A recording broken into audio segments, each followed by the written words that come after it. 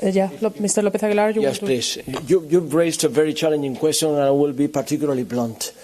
This mandate started in 2019, and for good reason. This European Parliament requested Ursula von der Leyen, in order to be invested President of the forthcoming Commission, to come up with an actual European common asylum system.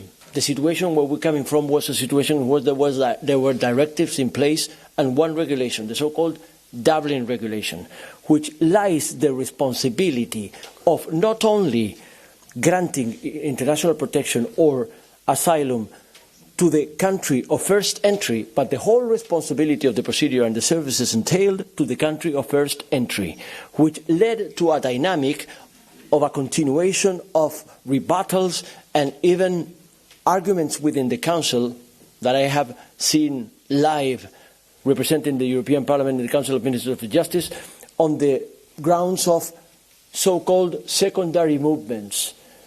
Then we actually asked for a system which is now coming in regulations, which are particularly binding legislative acts for all the member states directly. They don't need transposition. And you know what? We're overcoming Dublin, because now that rule of simply lying the whole responsibility on the country of first entry is going to be superseded by RAM, by the regulation on asylum migration. That is a difference. And you know what? I'm coming from the Canary Islands, and whenever there is a search and rescue operation, which is an everyday situation in the Canaries, because believe me, they come by thousands every weekend in the Canaries, the whole response lies on Spain, and the whole solidarity lies on the Spanish internal solidarity we call derivation programs. And you know what? From now on, facing a search and rescue operation, there will be a European scale of response. Finally, there will be a relocation program, European scale, not only Spanish relocation program called derivation. That is a difference. That is a huge difference.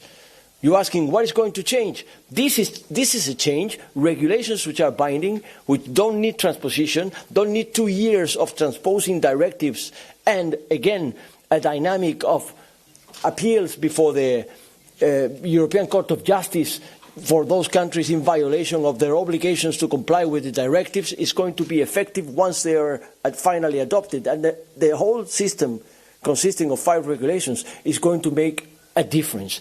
Of course, needless to say, that at a European scale, there is no such thing as a miracle overnight.